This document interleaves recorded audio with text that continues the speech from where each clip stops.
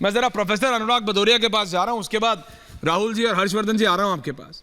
Professor साहब, ये देखिए, बात हार और जीत की नहीं हो रही है, बात हो रही है ये बीजेपी 370 कहां से लाएगी।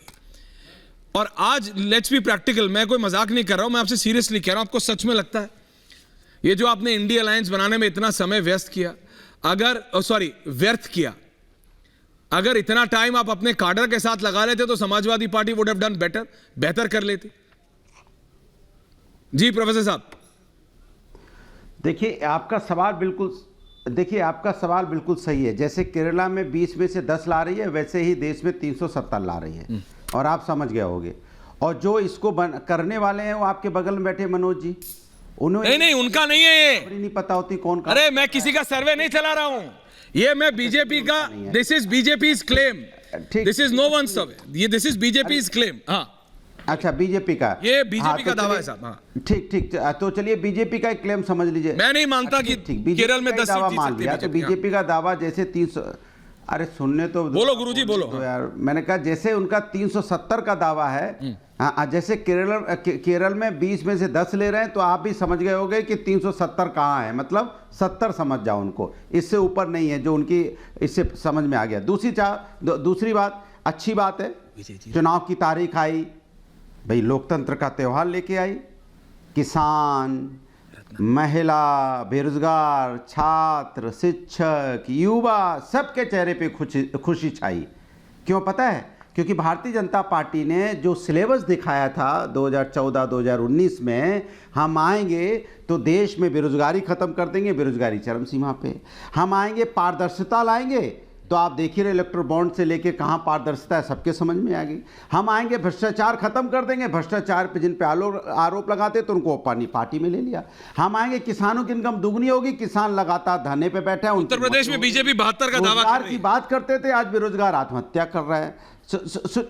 सुनिए, गैस सिलेंडर की बात करते थे, हम 300-500 रुपए में देंगे, 1000 रुपए में मिला। सवाल है कि जिस देश के अंदर में 67 लाख बच्चे रोज भूखे सोते हों, भूखे रहते हों, और उस देश का अगर सरकार ये कहती है कि हम दोबारा से 370 लाने जा रहे हैं, तो आप समझ जाओ झूठ है। जो बच्चों को खाना नहीं दे पा रहे हैं और कहने को कहते हैं हम 80 करोड़ लोगों को हमने खाना मुफ्त में दे रहे हैं, तो इसके मतलब 80 करोड़ को लोगों कौन आ रहा है? अनुराग भदौरिया रखा है। अनुराग भदौरिया जी, ये 67 अनुराग भदौरिया जी, ये स्पीच नहीं सुनिए। अगर मोदी नहीं आ रहा है, चले 1 मिनट के लिए आपकी बात मान ली, क्या if not Modi then who? आपके हिसाब से कौन? ये इंडिया अलायंस जीत रहा है क्या कोई अलायंस है क्या? कौन जीत रहा है? राहुल गांधी जीत रहे हैं। जिस तरह से आपने सुन ली तो मेरी बात, बोलिए प्लीज।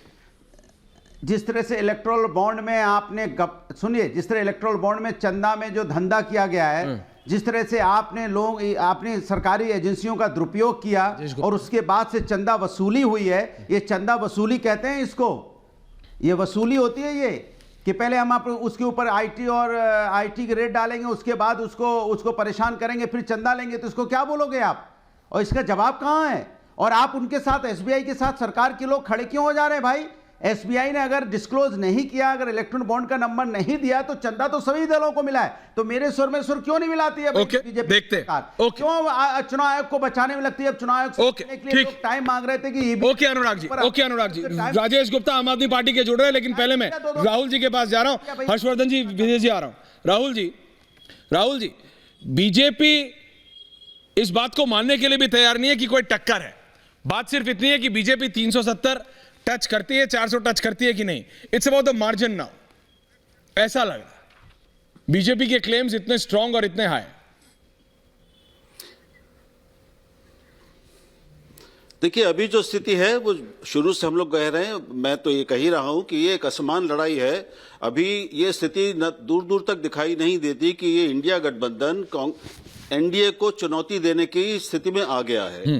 वो बेहतर कर सकता है, अपनी सीटें बढ़ा सकता है, लेकिन ये मानना, मैं ये नहीं कहूंगा कि वो टक्कर दे सकता है और विकल्प बनकर सरकार बना सकता है। वो स्थिति अभी दूर दूर तक नहीं दिखती है और वो हम उसको देख सकते हैं। लेकिन इसके साथ ही ये भी कहना जरूरी है, मुझे नहीं लगता कि 370 एक व्यावहारिक लक्ष्य है बीजेपी के लिए। इसका मतलब ये होगा कि 60 से 65 सीटें उसको और लानी होंगी। हाँ। तो अभी जो स्थिति है उसमें अब वो केरल और तमिलनाडु के लिए जितने भी वो बातें कर लें, लेकिन 60-65 सीटें अलग से लाना, विशेष तौर पर जहां पे उसके प्रभाव वाले क्षेत्र हैं वहां पे सैचुरेशन की स्थिति है, तो इतनी सीटें अतिरिक्त कहां से आएंगी, कैसे आएंगी, वो परिस्थितियां मुझे नहीं दिख रही हैं अभी।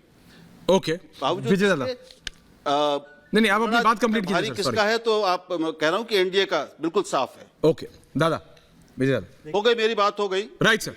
ऐश्वर्या जी, विजय दादा। तो आप अनुराग जी के साथ ज्यादती कर रहे तो हैं। मैं क्या आपने मान लिया कि बीजेपी का क्लेम है 370, आपको अनुराग जी से पूछना चाहिए कि भाई उनका क्लेम कितना सर वो भी बोल तो देंगे 400 नहीं आप जानते नहीं, प्रोफेसर है वो। हाँ, तो वो आपको उनका क्लेम पूछना चाहिए भाई इंडिया गठबंधन की 400 सीट आ रही है, 300 सीट आ रही है, ये एक उनका भी मौका है ना, आप उनको ये मौका देना। सर आप ही पूछ लीजिए, आप मेरे सीनियर तो आप ही हैं, पूछ लीजिए। लेकिन महत्वपूर्ण बात ये बता दीजिए प्रोफेसर साहब, क्या क्लेम है इंडिया का? इंडिया गठबंधन, इंडिया हर्षवर्धन जी, इंडिया गठबंधन 300 पार। बात ठीक, हाँ ठीक है ना। बाबा ठीक। बीजेपी की तरह नहीं बोलेंगे बाबा 800 पे बीजेपी की हार, इंडिया गठबंधन 300 पार। ओके, बड़ी खुशी की बात। अब बात आगे की कि सर, इस तरह का राजेश जी जुड़ गए आ रहे हैं। राहुल जी ने भी जिक्र किया कि आज की तारीख में तो जो स्थिति दिख रही है उसमें इंडिया गठबंधन और एनडीए गठबंधन में कोई आप कंपैरिजन नहीं कर सकते कि 10 सीटों का फर्क है या 20 सीटों का फर्क है या 50 सीटों का फर्क है। एनडीए एट पार बहुत आगे चल रहा है, लेकिन मैं हमेशा मानता हूं कि चुनावों का अंतिम सत्य नतीजे होते हैं। एब्सोल्युटली। तो जब नतीजे आएंगे वो ठीक है, लेकिन आज की तारीख में और 370 और 400 को हम इतना गंभीरता से ले रहे हैं जितना शायद बीजेपी ने लिया है कि नहीं लिया। अभी जरूरत क्या है देश में सरकार। सर अगर मतलब अभी तक दूसरे ने, देखिए वो वोटर के लिए वो गृह मंत्री दावा करते हैं, कई बार सही हुआ कई बार गलत हुआ। नहीं सर, प्रधानमंत्री never done it. Vijay ji, आप मेरे दावा का मतलब वो अपने वोटर को, अपनी कॉन्स्टिट्यूंसी को एंथू के लिए भी बात कर रहे हैं। Sir on the floor of the house and outside it seems BJP serious. नहीं तो वो दावा नहीं है ना, वो तो अपनी बात कहना है। दावा अलग चीज होती है, वादा अलग। और फिर मैं कहता हूं जो भी हो, 400 होगी, 370 होगी, लेकिन इस देश में सरकार बनाने के लिए लोकसभा में 272 सीट चाहिए। तो आप इस पर डिबेट कीजिए, क्या 272 आ रही है कि नहीं आ रही है? राजेश गुप्ता जी, तो 272 यदि आती है तो तीसरी बार तो मोदी सरकार बनेगी। मैं जा ही नहीं रहा 400 पर। आप ये बताइए सरकार कैसे बनेगी? 272 पर बनेगी ना। तो क्लेम को अलग से देखें। और क्या इंडिया गठबंधन, अब तो एक तो इंडिया गठबंधन मैंने कल से कहना बंद कर दिया, क्योंकि अब गठबंधन कहीं बचा ही नहीं है। अच्छा नहीं है sir, it's clarity. Rajesh Gupta ji बता दीजिए। हर्षवर्धन जी आ रहा हूं उसके बाद। राजेश जी। हाँ जी, क्या हरा रहे हैं क्या आप भी? जी सर। आपके साथी तो कह रहे हैं, राजेश गुप्ता जी, समाजवादी पार्टी कह रही है विपक्ष 300 पार, आप भी लगा दीजिए कुछ 2-4 नंबर आगे पीछे। जी राजेश भाई।